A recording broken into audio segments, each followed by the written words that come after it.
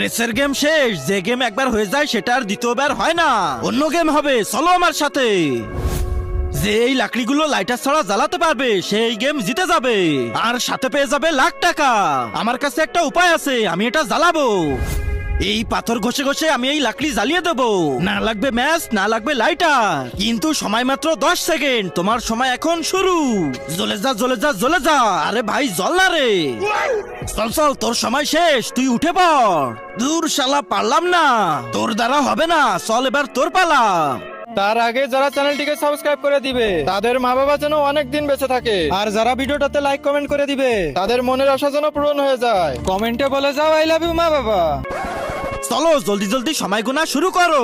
আরে এটা তো বোম, তুমি বোম নিয়ে আসছো কেন? কারণ এটা জ্বালাতে না লাগবে লাইটার, না লাগবে ম্যাচ। বোম ফুটবে আর লাকড়ি জ্বলে যাবে। আরে এতে তো আমরাই জ্বলে যাবো। খতম।